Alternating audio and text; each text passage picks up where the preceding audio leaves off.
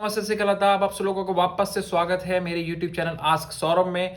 दोस्तों आज का वीडियो कंटिन्यूशन होने वाला है हमारा इमरजेंसी प्रोविजन सीरीज का, जिसके अंदर हम लोग आज एपिसोड 3 शूट कर रहे हैं। और इस एपिसोड के अंदर हम लोग बात करने वाले हैं सेकेंड टाइप ऑफ इमरजेंसी की, which is one of the most emergencies. आपको पता है 3 इमरजेंसीज हमारे कॉन्स्टिट्यूशन के अंदर इमरजेंसी प्रोविजंस के अंदर दी गई हैं। One is the national emergency, then you come to the president rule which is the state emergency, and then there is a financial emergency. तो प्रेसिडेंट रूल के ऊपर ये आर्टिकल 356 आज होने वाला है और इसको हम लोग डिटेल में पढ़ेंगे और जानेंगे कि किन कारणों के ऊपर प्रेसिडेंट रूल जो है किसी स्टेट के अंदर लगाया जाता है और प्रेसिडेंट रूल लगाने का प्रोसीजर क्या है, प्लस प्रेसिडेंट रूल कौन लगा सकता है। तो आइए बिना किसी समय को बर्बाद करते चलते हैं हमारे बेयर एक्ट की तरफ और word by word in brief detail पढ़ते हैं कि क्या है आर्टिकल 356 के अंदर लिखा हुआ। दोस्तों आर्टिकल 356 जिसको हम लोग प्रेसिडेंट रूल के नाम से भी जानते हैं, और प्रेसिडेंट रूल किसी स्टेट में लगाया जाता है। कब लगाया जाता है उसके बारे में हम लोग अभी पढ़ेंगे और जानेंगे कि क्या है आर्टिकल 356 के अंदर और क्या हमारे कॉन्स्टिट्यूशन फादर्स ने लिखा है। सबसे पहले they are saying if the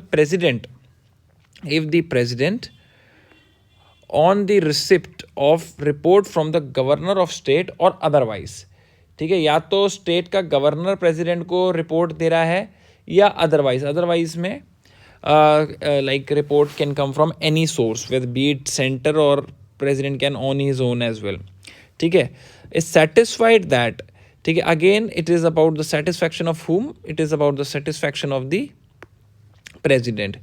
So if the president is satisfied that a situation has arisen in which the government of state cannot be carried in accordance with the provisions of the constitution, तो इसका article 356 का जो reason, जैसे हमने article 352 के अंदर 3 reasons पढ़े थे, आर्टिकल 356 का रीजन क्या है? When state government can't be run और function with accordance to the provisions of constitution, यानी जब संवैधानिक तौर पे जो कोई सरकार है किसी स्टेट की, अगर वो नहीं चल रही है तो जो है आप 356 के अंदर प्रेसिडेंट ऑन सेटिस्फैक्शन लगा सकता है। तो this is the ground and you should remember this ground because यही इसका एक लौता और एकमात्र ग्राउंड है, though it is very broad in the sense of the meaning कि भैया accordance with provision of this constitution क्या है, कुछ भी हो सकता है।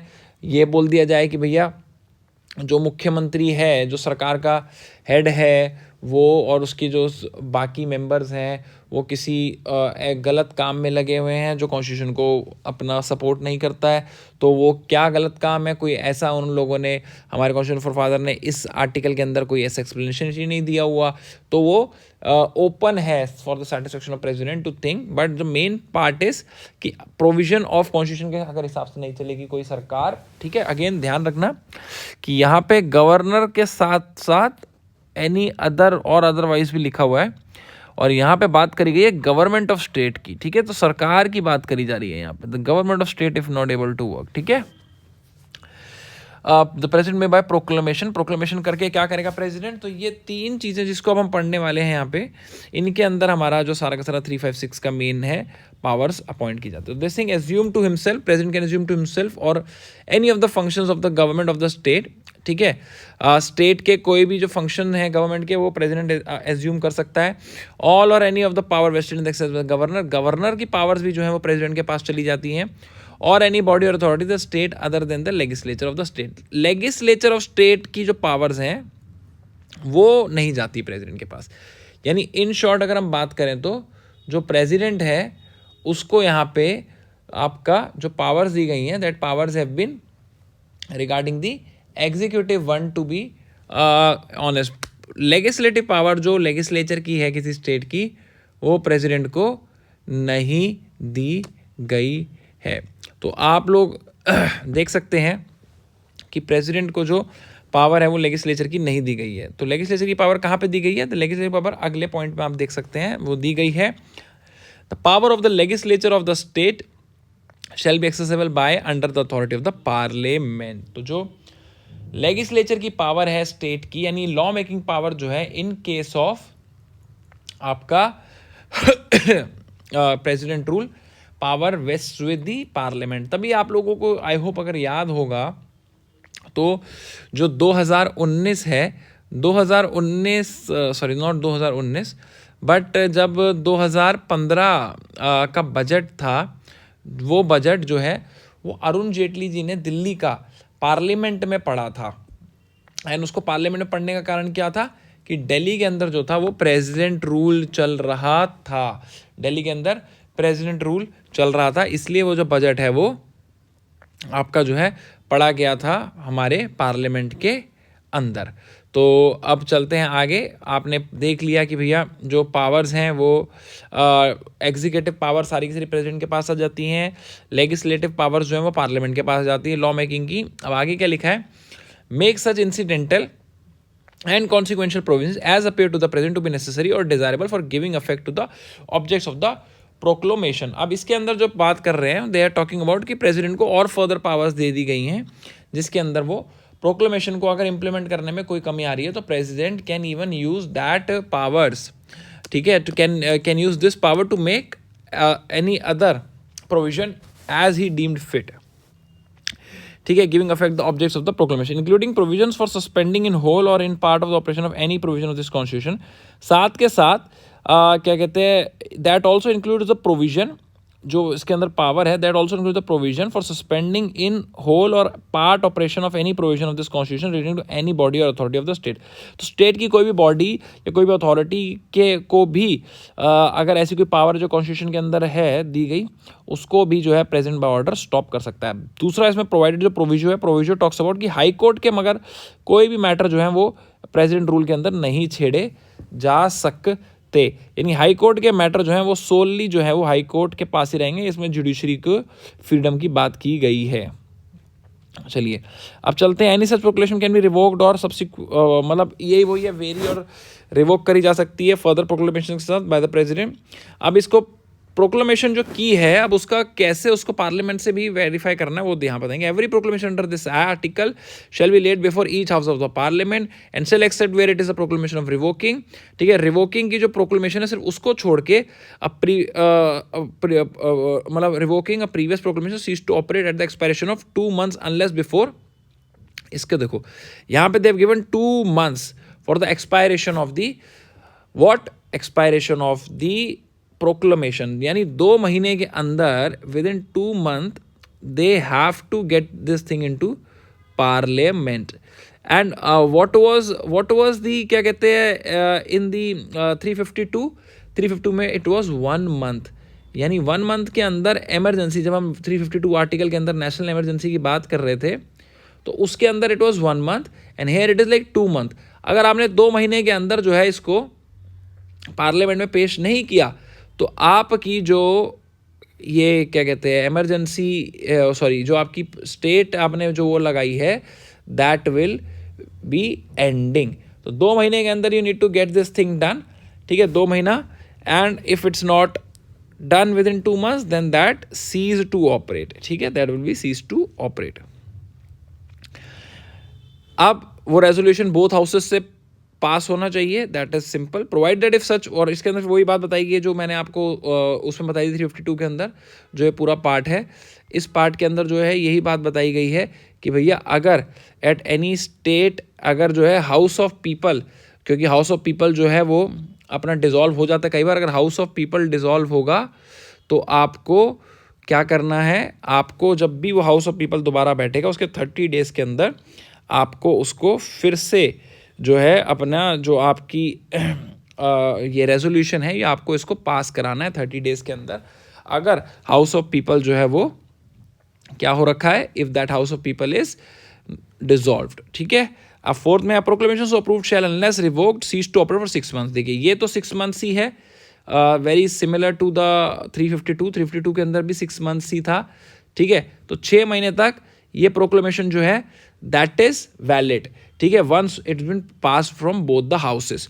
But there is one proviso, very important proviso, it is provide that if so often resolution approving the continuance of force of such proclamation is passed by both houses of parliament, the proclamation shall, unless revoked, continue in force for further period of 6 months. यानी इसके अंदर जो 352 से जो फर्क है 356 के अंदर, वो मैं आपको थोड़ा आइडिया दूंगा. आपने अगर 352 को ढंग से पढ़ा होगा तो आपने पढ़ा होगा कि 352 के अंदर जो है वो 6 मंथ्स के बेसिस पे आप उसका कंटिन्यूस अगला 6 महीने बाद कर करके आप उसको जितने लंबे टाइम तक चलाना चाहें आप चला सकते हैं. ठीक है, मगर इसके अंदर ऐसा नहीं है. इमरजेंसी प्रोविजंस के अंदर आपने 6 मंथ्स का पहले आपने लाया फर्स्ट. ठीक है, फर्स्ट आपका 6 मंथ्स का ये था, देन आपने 6 मंथ्स का उसका एक्सटेंशन ले लिया. अब आपको अगर if you have to come for the third extension, then what is it written there. ठीक है, क्या लिखा हुआ उसे पढ़ते आइए. It's written there from the date on which under this clause would otherwise have ceased to operate, but no such proclamation. ठीक है, but no such proclamation shall in any case remain in force for more than 3 years. ये देखिए, point को समझिए क्या लिखा हुआ है. इन्होंने लिखा है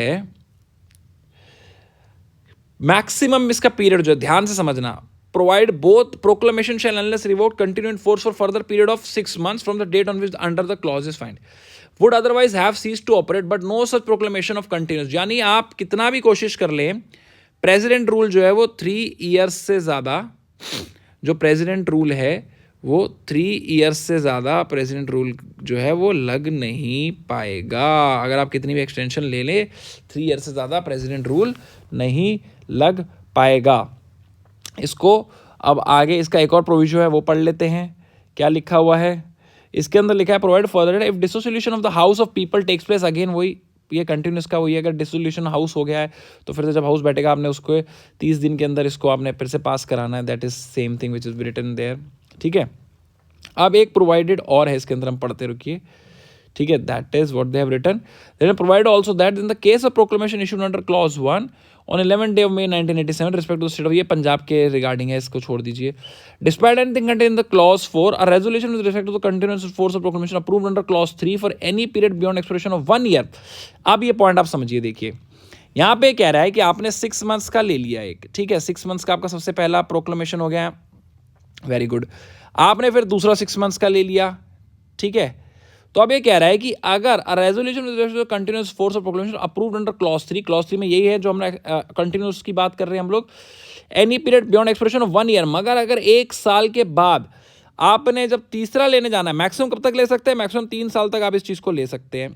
ठीक है, मगर आप जब जाएंगे प्रोक्लेमेशन लेने, जब आप प्रोक्लेमेशन लेने जाएंगे तीसरे बार के लिए, जो कि 1 साल, क्योंकि ये तो 1 साल हो ही चुका है आपका, दिस इज 1 ईयर ओनली, तब क्या होगा, that proclamation shall not be pass by either house of parliament unless, यानी पार्लियामेंट के हाउसों को वो पास नहीं करना. देखिए यहाँ पे शैल लिखा हुआ है, क्यों नहीं, कब तक पास नहीं करना, they don't have to pass it, they will not have to pass it on the following grounds. One ground is proclamation of energy is in operation of the whole of India or in the case may be in the whole or any part of the state. यानी पहली condition तो ये है कि या तो emergency लगी हुई है पूरे भारत के अंदर या उसी स्टेट के अंदर. ठीक है, तब आप इस वाले कंडीशन को आप वो कर सकते हैं. जो 1 साल का आपने ले लिया, 1 साल का आपने प्रेसिडेंट रूल लगा लिया, तो उसके बाद आप तीसरी बार जब प्रेसिडेंट रूल के लिए जाएंगे 6 मंथ्स के एक्सटेंशन के लिए, तो आप मना कर सकते हैं ऑन द ग्राउंड्स, तब आप मना कर सकते हैं ऑन द ग्राउंड्स अगर आपका ग्राउंड इनमें से किसी एक में फॉलो नहीं कर रहा है. अगर फॉलो कर रहा है तो फिर एक्सटेंशन आप दे सकते हैं. और पहला ग्राउंड क्या था कि अगर पूरे देश में कहीं पे इमरजेंसी लगी है. दूसरा is very important, they said the election commission certifies, election commission को सर्टिफाई करना है that the continuous in force of proclamation approved under clause 3 during the period specified in such resolution is necessary on account of difficulties in holding the general legislative state election. यही कारण है जो JNK में 2019 अगस्त से, ठीक है, 2019 अगस्त से जो कंटिन्यूसली प्रेसिडेंट रूल लगा हुआ है, वो यही कारण है कि इलेक्शन कमीशन वहाँ पे इलेक्शन नहीं करा सकता. ये इलेक्शन कमीशन वहाँ सर्टिफाई करके दे रहा है. प्रोवाइडेड है nothing in this clause shall apply to the proclamation issued under clause 1 on the 11th day. Punjab को इसमें एक्सेप्शन रखा गया था कॉन्स्टिट्यूशनली बेसिस पे। तो आप पॉइंट समझ रहे हैं, यानी प्रेसिडेंट रूल जो है आपका, प्रेसिडेंट रूल बेसिकली सिर्फ 6 मंथ्स का एक्सटेंशन उसको मिलता है like the national emergency. But unlike national emergency president rule की लिमिटेशन है, और पहली लिमिटेशन उसकी क्या है कि भैया प्रेसिडेंट रूल सिर्फ 3 महीने के लिए आपको 3 साल के लिए आपको मिल सकता है, ठीक है, 6 महीने का एक्सटेंशन ले लेके। उस 3 साल के अंदर भी जब आपका पहला साल कंप्लीट हो जाएगा, फर्स्ट ईयर जब आपका कंप्लीट हो जाएगा, तो उसके बाद आपको एक्सटेंशन लेने के लिए बी और आपके क्लॉज ए के अंदर आपको आना पड़ेगा। या तो पूरे देश में इमरजेंसी लगी होनी चाहिए या फिर इलेक्शन कमीशन का मना कर देना होना चाहिए, तभी आपको जाके फर्स्ट ईयर जो है, फर्स्ट ईयर के बाद आपको एक्सटेंशन मिलेगा। वरना तो फर्स्ट ईयर के अंदर ही प्रेसिडेंट रूल बहुत स्ट्रेट होगा, जो है वो नल एंड वॉइड हो जाता है अकॉर्डिंग टू आवर कॉन्स्टिट्यूशन। और जो पावर्स हैं वो आपको पता चल गई हैं, एग्जीक्यूटिव पावर सारी की सारी प्रेसिडेंट के पास आ जाती हैं और लेजिस्लेटिव पावर हमारे पार्लियामेंट के पास चली जाती हैं। तो this is your article 356, very important article, क्योंकि ये हमारा सेकेंड इमरजेंसी है after national emergency. This is the second emergency in form of presidents rule. So that is it.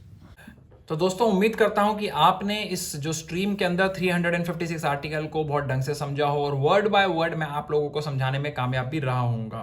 तो दोस्तों इस सीरीज को सब्सक्राइब आप लोग जरूर कर लें, और अगर चैनल पे नए हैं तो join as a member for the ultimate perks and all the best advantages which other members will get. और आप लोग इस वीडियो को जरूर शेयर करें उन बच्चों के साथ जो प्रिपेयर कर रहे हैं LLB एंट्रेंस एग्जाम के लिए।